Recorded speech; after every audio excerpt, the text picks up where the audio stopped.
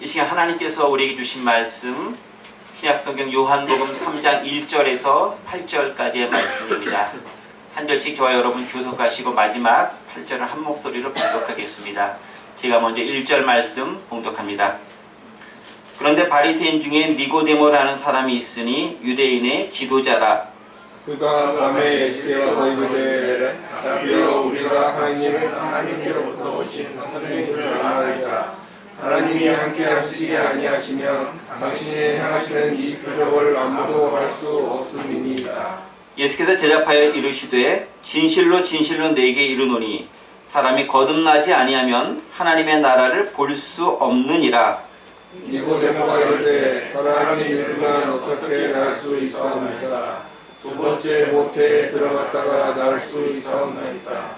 예수께서 대답하시되 진실로 진실로 내게 이르노니 사람이 물과 성령으로 나지 아니하면 하나님의 나라에 들어갈 수 없느니라. 영으로 난 것은 육이요 영으로 난 것은 영이니. 내가 네게 거듭나야 하겠다 하는 말을 놀랍게 여기지 말라. 바람이 임의로 불매 내가 그 소리는 들어도 어디서 와서 어디로 가는지 알지 못하나니 성령으로 난 사람도 다 그러하니라. 아멘. 그래서 요한복음에 있는 말씀을 가지고 함께 은혜를 나누고 있습니다. 오늘은 추수감사주일입니다. 한 해 동안 하나님께서 베풀어 주신 은혜를 생각해보고 그에 대해서 감사하며 다시 한번 우리의 헌신을 다짐하는 그런 날이기도 합니다. 또 기쁨을 가지고 누리는 날이기도 하지만 그 감사하며 베풀어 준 것을 기억하면서 하나님 이렇게 살겠습니다 라고 헌신을 다지는 그런 날이기도 합니다.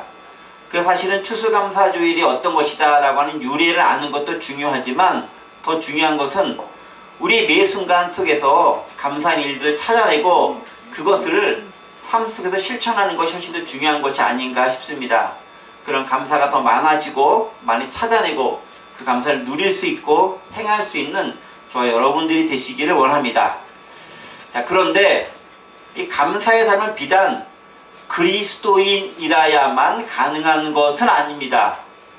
여러분 아시겠지만 교회를 다니고 신앙생활한다는 여부와 상관없이 매사에 감사하며 긍정적으로 생각하는 또 많은 세상의 사람들이 있습니다. 그들 역시 감사하며 긍정적으로 여기며 생활하고 있습니다.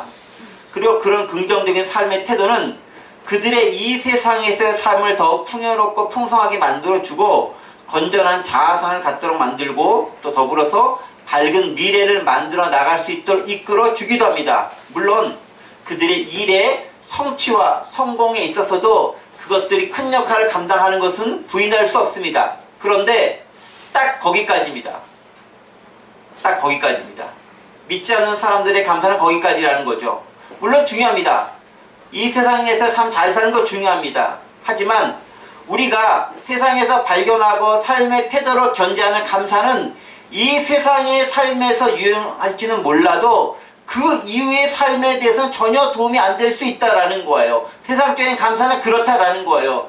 영혼의 세계, 하나님 나라 가는 것, 구원과 관련되는 것, 그것은 무용지물이다라는 겁니다. 그렇다면 기독교인으로서 교회 다니며 신앙생활하는 우리들에게 있어서 꼭 필요한 일은 무엇이겠습니까?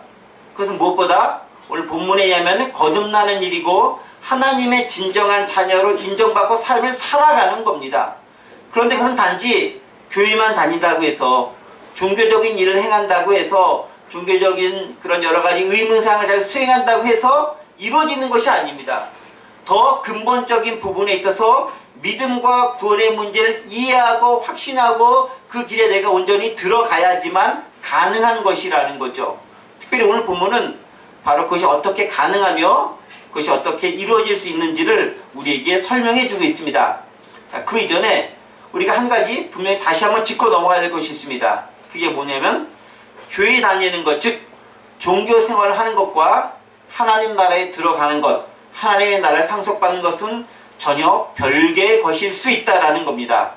교회 다니는 것과 하나님 나라를 소유하는 것은 중첩될 수도 있지만 그렇지 않을 수도 있다라는 거예요. 교회 다닌다는 것이 우리의 구원을 보증해 주는 것이 아니고 종교적 열심을 낸다고 해서 그것이 천국에 들어가는 증거가 되는 것도 아니라는 사실입니다. 오해하지 마셔야 됩니다.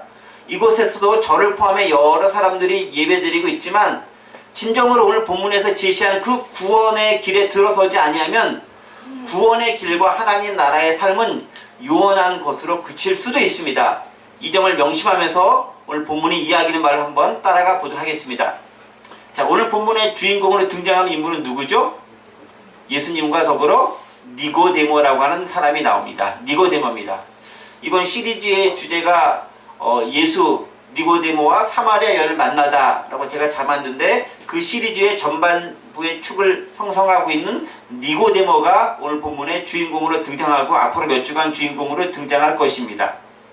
그렇다면 그 오늘 본문의 주인공으로 등장하는 니고데모가 누군지 이거 조금 생각해 봐야 하지 않겠습니까? 니고데모가 누군지를 알기 위해서 우리 성경 말씀을 좀 보도록 하겠습니다. 1절에 니고데모가 누군지에 대해서 이야기해 주고 있습니다. 1절 말씀 보겠습니다. 보세요. 그런데 바리새인 중에 니고데모라고 하는 사람이 있으니 유대인의 지도자라 라고 기록하고 있습니다. 니고데모가 누군지를 1절에서 설명해 주고 있습니다. 어떻게 설명해 주고 있죠? 이름은 니고데모, 그 사람은 바리새인 출신이다. 그리고 소속은 유대인의 지도자다 라고 되어져 있습니다.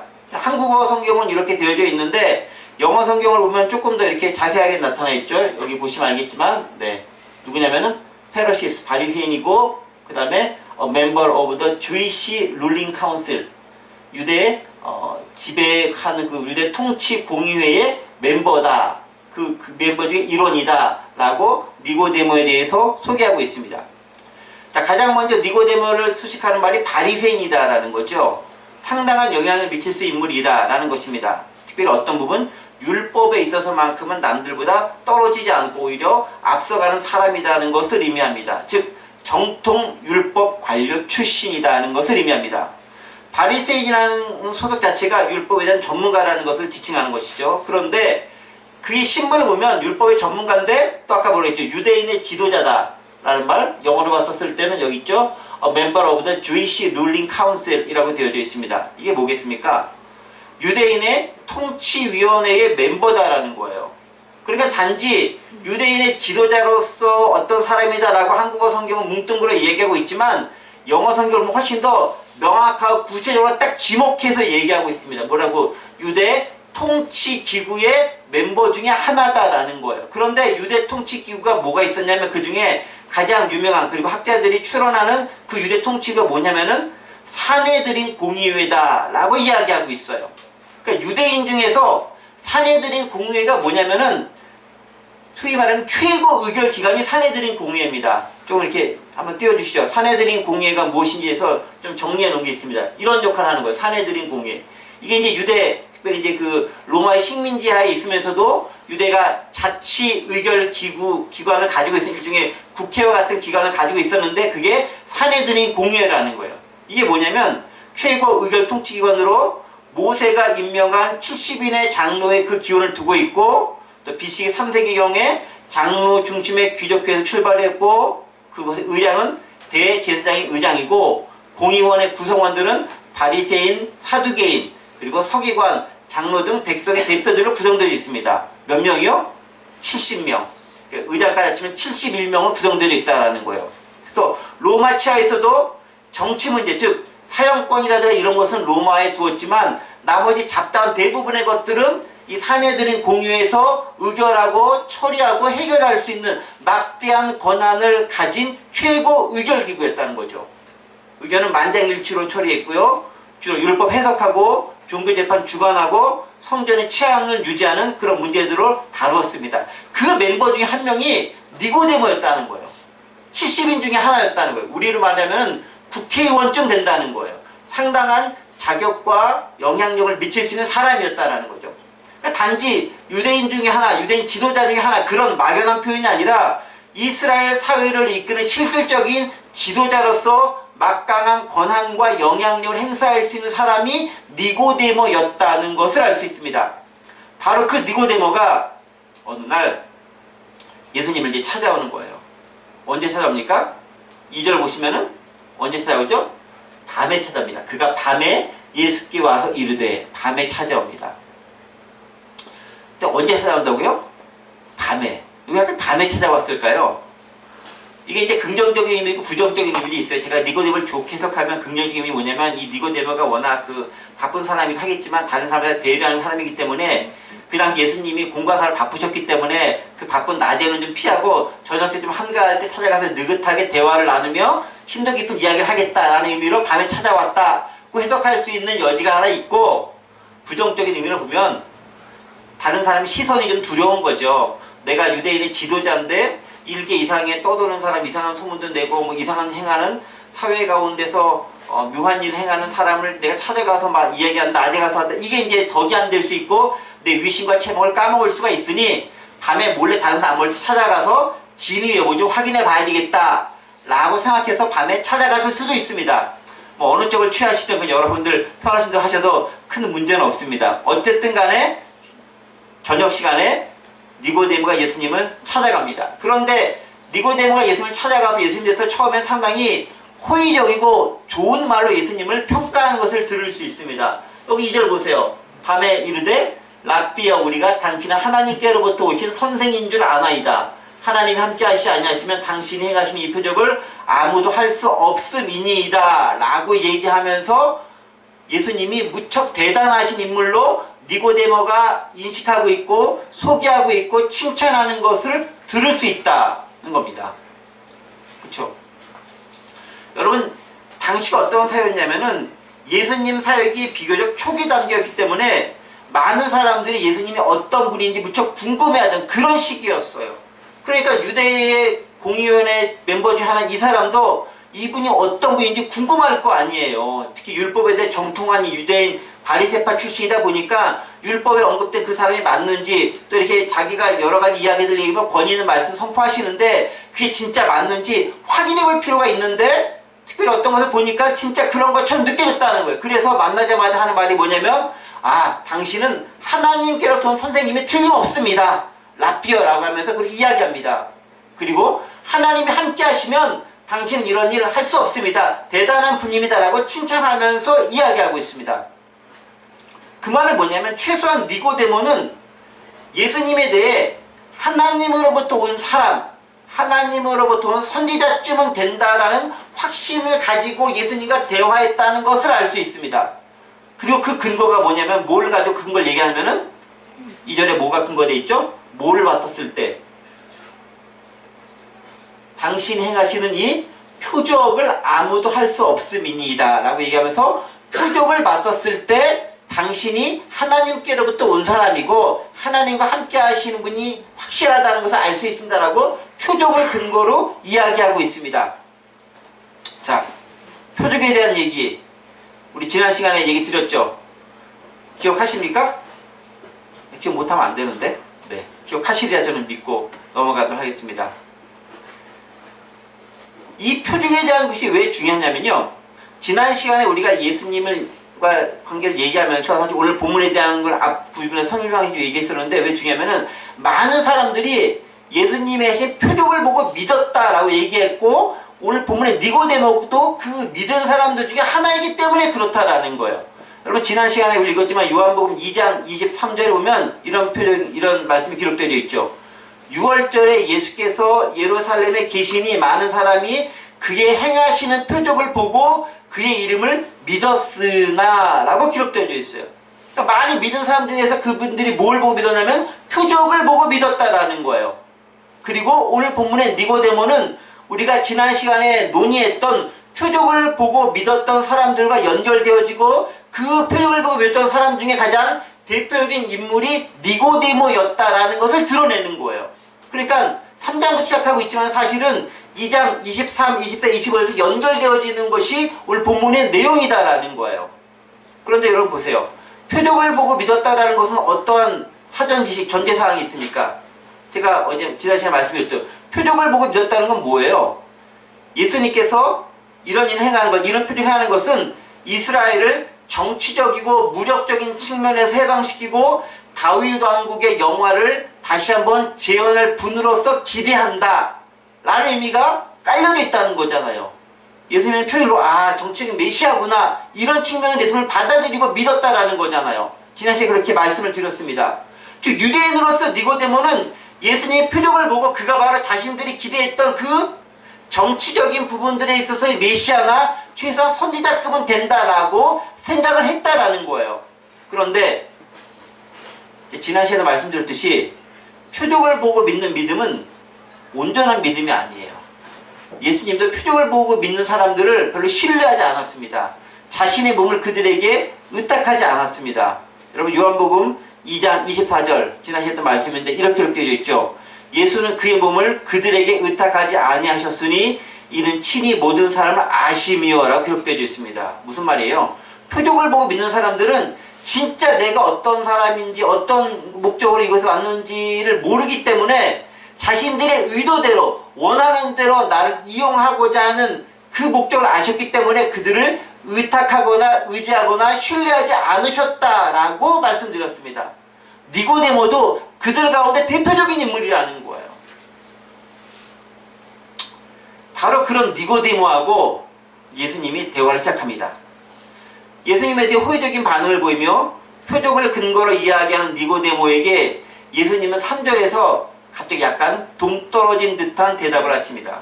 예수님 당신 대단한 분이고 하나님이 함께 하시면 이번 일은 할 수 없습니다 라고 딱 얘기하니까 3절에 예수님이 뭐 감사하다 고맙다 그런 얘기가 해야 되는데 그런 얘기 딱 빼놓고 3절 이렇게 얘기하죠. 예수께서 대답하여 이르시되 진실로 진실로 내게 이르노니 사람이 거듭나지 아니하면 하나님의 나라를 볼 수 없느니라 라고 2절에서 니고데모가 했던 것과는 약간 동떨어진 듯한 동문서답한 듯한 말씀을 3절에서 행하십니다. 자, 여기서 우리는 니고데모의 말과 예수님의 대답을 연결시켜 볼 수 있어야 됩니다. 자, 니고데모의 관심은 뭐였습니까? 니고데모가 예수님을 왜 믿었다고 했죠? 뭐 때문에? 표적 때문에. 그러니까 니고데모의 관심은 뭐에 있어요? 표적에 있는 거예요. 얼마나 미라큘러스 사인, 기적적인 일들을 표징을 많이 행하느냐 그거에 관심이 있는 거예요. 그런데 그 기적적인 행하는 걸 보니까 뭔가 하나님과 연관된 것 같은 분이야 라는 직감을 가졌고 그 하나님과 연관되지만 다윗이란 걸 만들 거야 라는 대로 니고데모는 사고가 그렇게 흘러가게 되어져 있어요. 그런데 예수님은 그런 니고데모의 표적 중심의 신앙에서 벗어나서 넌 좀 다른 관점으로 나를 바라봐야 된다라고 유혹하고 계십니다. 그래서 표적 중심이 아니라 하나님 나라를 봐야 된다라는 거예요. 표적을 보고 믿어 그게 아니라 하나님 나라를 볼 수 있어야 된다고 얘기하면서 표적에서 그 관심을 하나님의 나라로 바꿔가고 있다라는 거예요. 우리 이 점을 놓치면 안 되는 거예요. 표적을 봐야 되는 게 아니라 뭘 봐야 돼요? 하나님의 나라를 볼 수 있어야 되는 거예요. 여러분 예수님은 이 땅에 오셔서 말씀하시고 행하시고 보여주시고 이루고 하시는 점은 딱 하나예요. 그게 뭐냐면은 하나님의 나라예요. 예수님은 그거를 어쨌든 이루기 위해서 이 땅에 오신 거예요. 그리고 그것을 이루기 위해서 이 땅에 오시면서 이미 임했고 아직 완전히 임하지 않았다. 올레디 난예시라고 선포하시면서 니네가 조금씩 경험하지만 아직 완전한 것은 아니기 때문에 그 완전에 나아가기까지 열심히 삶을 살아야 되라고 우리에게 이야기해 주시고 보여주신 거예요. 그런데 많은 사람들을 예수님을 제대로 믿지 못한 사람들은 관심이 하나님의 나라가 아니라 표적에만 있었다라는 거예요. 병 고치는 거, 방언 행하는 거, 이적 행하는 거, 특별한 거 이거에만 관심을 가지면 진짜 필요한 하나님의 나라 우리가 잊고 지나가고 넘어갈 수도 있다라는 겁니다. 그래서요 예수님께서는 니고데모와 대화를 하시면서 니고데모가 말하시면 거기서 또 말하면 대꾸하고 치고받고 하시면서 상당히 대꾸적인 방법으로 대화를 이끌어 나가십니다. 그러니까 2절 보세요. 아까 2절 말씀 뭐라고 했죠? 2절에서 니고데모가 뭐가? 라떼 우리가 당신 하나님께서 우리 선생님 줄 아나이다. 하나님이 함께 하지 아니하시면 당신이 행하신 이 표적을 아무도 할 수 없습니다. 라고 딱 얘기해 주니까 3절에서 예수님이 뭐라고 대답합니까? 비슷하게 대답하죠. 진실로 내기로니 사람이 거듭나지 않으면 하나님 나라를 볼 수 없느니라 라고 대답합니다. 자, 근데 제가 뭘 봐야 되냐면 여러분 보세요. 2절과 3절을 한국말로 보면은 뭐 좀 관계성이 없는 것처럼 보이지만 영어 성경을 좀 봐주세요. 이게 자꾸 영어를 위해서 죄송하긴 한데 일부러 이해를 돕기 위해서 하는 겁니다. 2절 영어 성경을 보시면요. 여기 보세요. 어떤 이런 구절이 있습니다. for 이하 구절 2절이요. 3절 말고 2절. 네. 여기 보세요. 이 구절 보세요. for no one could perform the miraculous signs you are doing if God were not with him. 왜냐하면 no one could not 어떤 사람도 no one could not 이런 구절이 시작돼요. 어떤 사람도 할 수 없다 라는 구절 시작되죠. 3절은 3절도 비슷하게 얘기합니다. 여기 보세요. No one can see the kingdom of God이라고 그죠? 누구도 그렇게 할 수 없다. 그러니까 니고데모가 그런 식으로 얘기하니까 3절도 예수님이 똑같이 급했던 그대로 받아가지고 이런 식으로 얘기하는 거예요. 그런데 니고데모는 표적을 중심으로 얘기하는데 예수님 뭘 중심으로? 하나님 나라를 중심으로 얘기한 거예요. No one can see the kingdom of God. 하나님 나라를. 표적에서 하나님 나라를 바꿔. 니고데모가 말했던 그 말을 그대로 받아서 얘기하면서 너는 표적을 얘기하지만 나는 하나님의 나라를 이야기하고 싶어라고 하면서 주제를 살짝 바꾸면서 이야기하고 얘기를 진행시켜 나가고 있다는 거예요. 여러분 이게 4절과 5절도 마찬가지예요. 4절도 보세요. 4절 펴주세요. 니고데모는 사람의 늙으면 어떻게 나을 수 있겠나. 아까 이제 거듭난다는 이 나오니까 두 번째 모태 들어가 나을 수 있사옵니까? 라고 하니까 5절 보세요. 예수께서 대답하시되 진실로 진 내기로니 사람이 물과 성령을 알지 아니면 하나님 나라에 들어갈 수 없느니라 라고 얘기합니다. 여기도 보세요. 거듭남 지금 본어게인 거듭난다는 것을 매개로 이야기하고 있긴 하지만 결국은 여기서도 뭘 얘기하냐면은 하나님의 나라에 들어간다라고 하나님의 나라로 귀결시키고 있는 것을 발견할 수 있어요. 그러니까 철저하게 예수님의 관심이 뭐냐면 니고데모로 하여금 하나님의 나라에 관심을 갖도록 유도하고 있는 거예요. 그러니까 니고데모의 관심은 표적에 있고 뭔가를 행했는가에 있는데 예수님의 관심은 그게 아니라 내 행위를 통해 하나님의 나라를 봐야 된다고 이야기하고 있는 거예요. 여러분 우리가 복음을 듣고 말씀을 듣고 성경을 읽고 뭘 행했을 때 무엇에 초점되면 결국은 하나님의 나라 쪽으로 우리의 관심이 이끌어질 수 있어야 돼요. 근데 우리가 잘못하면은 기적적인 일들에만 관심을 가질 수 있다라는 거예요. 그게 옳지 않다라는 거예요. 근데 물론 우리는 때때로 그게 필요해요. 당장 몸이 아픈데 기적적으로 회복됐으면 좋겠어요. 그게 내 당장의 필요고 그것을 해결했으면 좋겠다는 게 인간의 기본적인 마음인 건 틀림이 없습니다. 그러나 거기에만 국한되면 안 된다는 거죠. 어디까지? 그걸 넘어서서 그 기적에 보여준 하나님의 나라로 나아가야 되는 거예요. 손가락이 지시하는 게 하나님 나라인데 손가락이 지시하는 하나님 나라는 보지 않고 손가락만 딱 보고 손가락이 예쁘네, 손톱이 기네, 손가락이 뭐 이거 보니까 안 된다라는 거죠. 근데 우리의 신앙이 그럴 수 있어요. 왠지 아세요? 지시한 손가락이 너무 화려하거나 어찌거나 예쁘면 그것만 보는 거예요. 여러분 그래서요 세례 요한이 왜 그렇게 후질구리하게 이렇게 하고 다니는지 아십니까? 나를 보지 말고 예수님을 보라는 거예요. 나는 지나치다라는 거예요. 그 말을 적용하면 어떻게 될 수 있는지 아십니까? 우리가 이곳에 있는 걸 멋지고 화려하게 하는 게 중요한 게 아니라 이것을 통해서 하나님을 바라볼 수 있어야 되는 게 중요하다. 여기가 너무 멋있어지면은 하나님 나라를 관심을 갖지 않아요. 예수님은 그걸 원하는 게 아니죠. 관심은 어디? 하나님의 나라에 있다. 그걸 얘기하는 거예요. 표적에 관심 두지 말고 하나님의 나라에 관심을 가지다라는 거예요. 그러면서 이제 그럼 어떻게 그게 가능하겠느냐? 그 매개체로 삼은 게 뭐냐면은 거듭남을 통해서 가능하다라는 거예요. born again이라는 말을 씁니다. 근데 거듭남에서 가능한 얘기하는데 거듭난다라는 걸 얘기하니까 니고데모의 상식과 수준에서 거듭남을 걸 이해할 수 없잖아요. 그러니까 뭐라 얘기합니까? 아니 어머니 뱃속에 먼저 들어가야 됩니까? 얘기죠. 모태로 들어가야 됩니까? 그렇게 얘기하죠. 그러니까 예수님께서 이 미련한 거사 그게 아니고 물과 성령으로 거듭나야 된다라고 이야기합니다. 거듭남이 뭐로 가능한지 무엇이 거듭나는 건지를 이야기해주고 있다는 겁니다. 그러면서 그래야 비로소 하나님 나라에 들어갈 수 있다라는 거예요. 자 그러면 연결해 보겠습니다. 니고데모의 관심은 어디 있습니까? 이 세상에서 이루어지는 표적에 관심이 있는 거예요. 예수님의 관심은 어디 있습니까? 이 생의 표적을 통해서 하나님의 나라에 관심이 있는 거예요. 그런데 그 하나님의 나라에 관심을 갖기 위해서 하나님의 나라를 볼 수 있기 위해서는 한 가지가 필요하다는 거예요. 그게 뭡니까? 거듭나는 게 필요하다는 거예요. 거듭나지 않으면 아무리 내가 보려고 해도 하나님의 나라가 안 보이고 발견할 수도 없고 깨달을 수도 없고 느껴지지도 않는다라는 거예요. 그 말은 뭐겠어요? 내가 아무리 니고데모처럼 인생 지식이 많고 위대하고 뛰어나고 유명하고 학식이 많은 삶을 할지라도 거듭남이라고 하는 단계를 통과하지 않으면 예수님께서 우리에게 진짜 원하신 최종 목적지인 하나님의 나라를 볼 수도 알 수도 깨달을 수도 경험할 수도 없다는 것을 이야기해주고 있다는 겁니다. 예수님은 철저하게 대화의 내용을 인간적인 것에서 영적인 것, 즉 하나님의 나라를 이끌어가고 있는 겁니다. 여기 우리가 주의를 기울여야 되는 거죠. 그런데 또 이렇게 질문할 수 있어요. 목사님 맞는데요. 유대인들도 역시 하나님 나라에 대한 개념을 가지고 있었어요. 그 사람들도 메시아 기다렸다는 게 결국 하나님 나라 그거 아닙니까? 에스겔에서 나오는 태하늘과 새 땅 천국 기다렸다 그거 아닙니까? 다 가지고 있지 않습니까? 라고 이야기할 수 있습니다.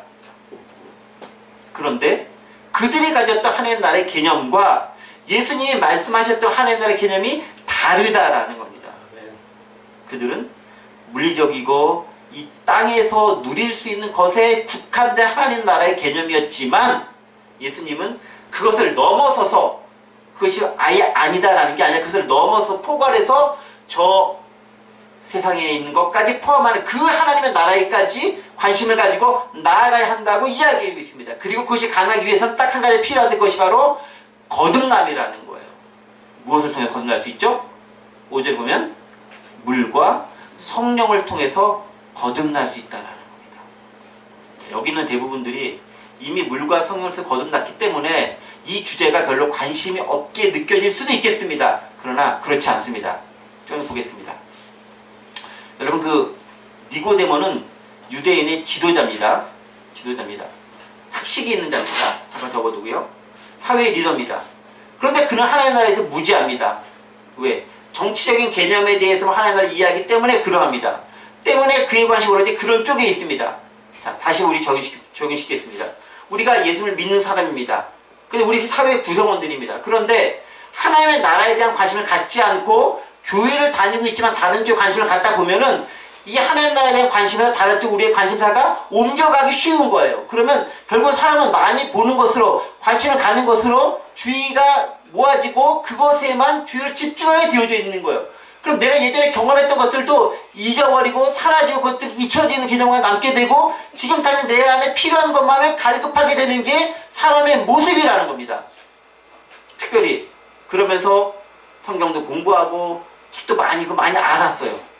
그런데 진짜로 필요한 거듭남에 대한 부분을 내가 잊고 있어.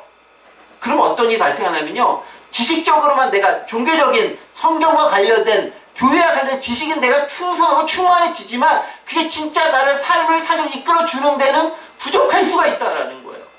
그러니까 성경 공부를 열심히 해야 되는 거 맞습니다. 제가 그거 강조합니다. 더불어서 하나님 나라에 대한 거듭남에 대한 영생에 대한 그 개념과 그 확신 역시 더불어서 동일하게 내가 취하고 가지고 있어야 한다라는 거예요.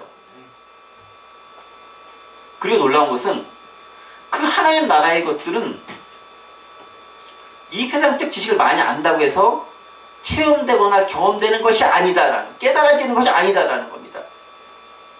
고린도전서 2장 13절 14절 보면 이런 말씀이 있습니다. 고린도전서 2장 13, 14절 말씀 제가 읽겠습니다. 우리가 이것을 말하거니와 사람의 지혜가 가르친 말로 아니하고 오직 성령께서 가르치신 것으로 아니 영적인 일 영적인 것을 분별하느니라. 14절 육에 속한 사람은 하나님의 성령의 일들을 받지 아니하나니 이는 그것들이 그에게는 어리석게 보이며 또 그는 그것들을 알 수도 없나니 그러한 일은 영적으로 분별되기 때문이라 라고 바울 사도가 얘기합니다. 무슨 얘기예요? 아무리 내가 지식적으로 성경을 많이 안다 할지라도 성령께서 내 안에서 가르쳐 주시고 거듭난 지체로서 그것을 내가 깨닫지 못하면 아는 게 아니다라는 거예요. 머리만 커지는 거라는 거예요. 그것이 실제로 나의 삶을 변화시키고 구원으로 이끌지 못할 수도 있다라는 겁니다. 특별히 하나님 나라에 관계된 것은 영적인 일이고 구원은 더더구나 그런 것이죠. 그것은 특별히 하나님의 은혜와 능력이 임해야 깨달아지고 발견되어지고 경험될 수 있습니다. 그게 뭐로 가능하죠?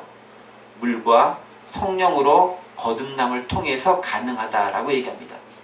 하나님 나라에 들어가기 위한 최소한의 것은 이 세상의 방법이 아니라 독특한 하나님의 나라의 방법이 필요한데 그게 뭐라고요? 물과 성령으로 거듭나는 것이다 라고 이야기하고 있습니다. 그래야 하나님 나라를 볼 수도 있고 들어갈 수도 있다라고 이야기합니다. 자, 그러면 말씀 마무리하면서 보겠습니다. 물과 성령으로 거듭난다는 것이 뭐겠습니까?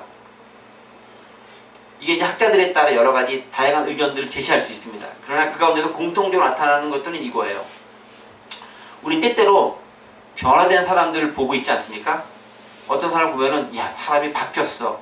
변했어. 이게 긍정적인 의미일 수도 있고 부정적인 의미일 수 있는데 일단 좋은 쪽으로 좀 생각해 보세요. 그 사람이 좀 뭔가 바뀐 것 같아. 뭔가 좀 특별해. 예전에 그가 아니야 라고 말할 때 종종 있어요. 저도 그런 모습을 보인 적이 있어요. 제가 대학 시절에도 사람들 보면서 너 바뀌었다. 너 예전에 알던 네가 아니야. 너 어떻게 바뀐 거야? 이렇게 물어봤던 적이 있습니다. 그때 한참 제가 소위 말하는 홀리홀리 할 때가 있을 때 그랬던 것 같아요.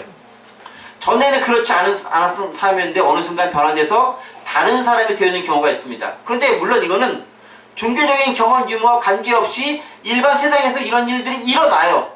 교회 안 다녀도 사람이 바뀔 수 있어요. 생각이 바뀔 수 있어요. 가치관이 변할 수 있어요. 이게 꼭 교회만 다녀야 신앙생활 해야 꼭 뭐 이렇게 영적인 그걸 해야만 그런 일이 발생하는 것은 아니에요. 그걸 착각하면 안 돼요. 예를 들어 영적인 깨달음 꼭 기독교 관련되지 않은 뭐 불교나 뭐 다른 이렇게 뭐 종교들 같은 걸 통해서도 영적인 깨달음을 얻거나 뭔가 의지적인 다짐을 통해 심경의 변화를 일으키거나 혹은 어떤 사건 등으로 인해 가치관이 바뀔 수가 있습니다. 그러면 사람이 변하는 거잖아요. 그런 경우 본 적 있죠? 교회 안 다니는 사람도 사람이 획가닥 변할 수 있어요. 그것이 긍정적인 부분이든 부정적인 부분이든 변할 수 있습니다. 그런데 그럼 이것은 기독교의 영적인 체면에서 비슷하게 드러나요. 어떤 사람이 거듭나게 되면 전과는 분명 다른 삶을 살게 되는 거예요. 이전에는 자기적이고 세상적이고 물질 중심적인 삶을 살았는데 어느 순간 이타적이 되고 그리고 영적인 삶을 추구하는 그런 삶을 살 때가 있어요. 어느 순간 세상에 가요가 좋았는데 찬송가가 더 내 가운데 가슴에 깊이 다가오는 때가 있는 거예요. 어느 때는 로맨스 소설이 제일 재밌었는데 성경 말씀이 더 재밌게 느껴지는 때가 있는 거예요. 바뀐 때가 있다라는 거예요. 그리고 더 좋아할 때가 생깁니다. 특별히 이것이 하나님 안에서 이루어졌을 때 우리는 그를 뭐라 하냐면 이 사람은 거듭났다. 그 다음에 바뀌었다. 중생했다. 라는 표현을 씁니다. 이전과는 완전히 다른 삶으로 변하는 경우입니다. 그런데 이런 변화가 세상적인 변화와 다른 근본적인 차이가 있습니다. 그게 뭘까요? 결과적으로 사람이 바뀌긴 바뀌었어. 그런데 근본적인 차이가 있습니다. 그 차이가 뭘까요? 무슨 차이일까요?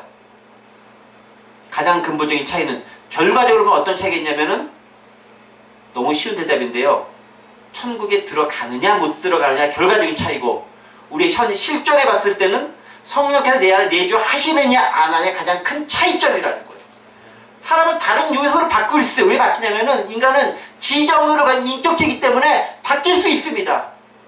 교회를 가거나 안 가거나. 그러나 성령으로 인해서 바뀌느냐 아니냐는 결국 구원론에 있어서 치명적인 차이를 드러낼 수밖에 없습니다. 더불어서 내 안에 성령이 내주냐 아니냐의 차이는 우리가 어떤 삶을 살아가게 되는가도 지대한 영향을 미칠 수밖에 없다라는 거예요. 구원이라고 하는 측면을 놓고 봤었을 때 바뀌긴 바뀌었지만 예수 안에서 바뀐 것과 예수 없이 바뀐 것은 엄청난 차이를 볼 수밖에 없다라는 거예요. 그래서 우리는 뭘 하게 되냐면은 예수 안에서 바뀌었는지를 확인해 봐야 되는 거예요. 그럼 어떻게 예수 안에 바뀔 수 있느냐? 그것이 물과 성령으로 거듭나야 한다는 겁니다. 그런데 그럼 물과 성령으로 거듭난다는 게 뭐겠습니까? 가장 보편적이고 기본적이고 공통되는 의견에 국한해서 제가 말씀을 드리도록 하겠습니다. 그럼 물은 기본적으로 씻는 것을 의미하는 거예요.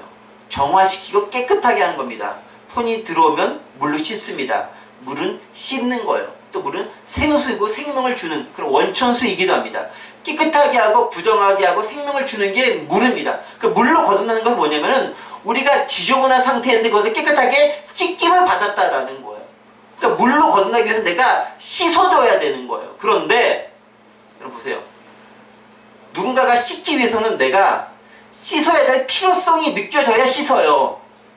그 말은 뭐냐면 손이 더럽네 라고 더럽게 보이거나 보이지 깜깜하고 손이 찝찝하게 뭔가 끈적끈적해서 뭔가 있었는 거 이거 느껴지거나 보이거나 느껴지걸 내가 지저분해서 씻음이 필요하다는 것을 내가 자각을 하고 인식을 해야 되는 거예요.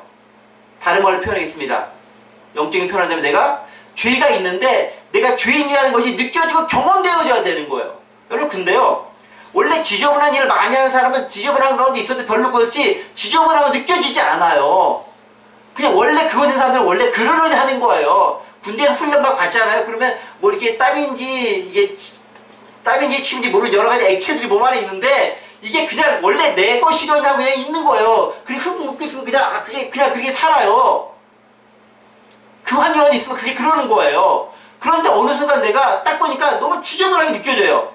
어느 때 깨끗한 걸 보니까 지저분한 게 경험되는 거예요. 그때는 이게 지저분하네, 씻어야 되겠다는 마음이 드는 거죠.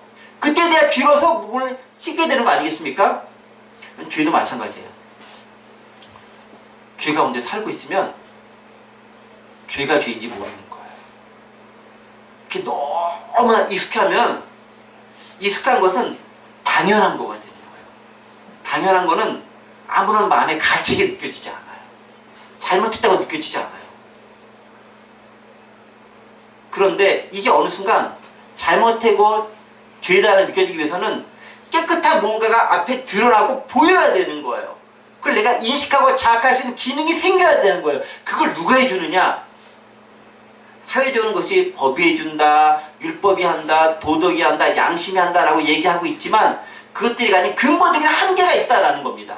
완벽하게 다 적용되지가 않아요. 그러면 시대와 상황과 그 모든 통틀어 적용될 수 있는 것이 뭐냐? 이게 죄다, 죄가 죄야 라고 얘기해 쓴 것이 뭐냐? 그게 성령께서 내 안에 그렇게 느껴지도록 역사하셔야 되는 거예요.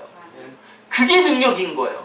그러니까 물과 성령으로 거듭난 것은 성령께서 내 안에 역사하셔서 너 죄인이야, 너 잘못한 거 맞아, 네가 온전히 못했어, 너는 네가 옳다고 살아왔던 삶인데 그게 하나님의 관점에 보니까 그게 옳지 않은 삶이었던 거야 라는 것들이 내 안에 체험적으로 뼈저리게 느껴지고 경험되어야 되는 거예요. 그래서 물은 그 죄된 것이 씻겨져 나가는 경험이 반드시 수반됩니다. 그래서 물과 성령으로 거듭난 사람은 반드시 회개가 들어갈 수밖에 없는 거예요. 내가 잘못했던 것이 체험되어지고 경험됐기 때문에 그것을 회개하고 돌이켜버려야 되는 거예요. 그래서요, 때때 우리는 한 번의 큰 회개를 통해서 우리가 거듭남을 경험할 수 있지만 매 순간순간 삶 가운데서 내가 여전히 온전치 못한 삶을 살았다라는 것들이 성령께서 말씀하시는 것을 가지고 경험되어지고 인식되어질 수 있어야 됩니다. 그래야 성화의 삶을 살아갈 수 있습니다. 한 번 믿고 하나님을 경험한 것이 이제 친이로서 거듭났다라는 말을 들을 수 있다면 영원한 단계, 영화를 나가기 전까지 거룩해지는 과정 가운데 수시로 우리는 그 내 안에 존재하시는 내자의 성령께서 말씀하시는 걸 통해서, 깨닫게 하시는 걸 통해서, 내 안에서 역사하는 걸 통해서 끊임없이 씻을 수 있는 그 작용들이 반복되어져야 된다는 거예요. 그게 거룩한 삶입니다. 그 삶이 되어져야 하나님의 나라가 비로소 보이는 거예요. 그게 안 보이면요, 어떤 것에만 관심을 가냐면 세상 것에만 관심을 가질 수밖에 없는 거예요. 그 삶을, 그러니까 내가 한번 크게 건넜다 할지라도 그것에 내가 떠나 있는 삶을 살면 여전히 나는 세상 것에만 관심을 갖고 좀 무뎌져 간다라는 거예요. 그러니까 성화에서 멀어지는 삶이 된다라는 거죠.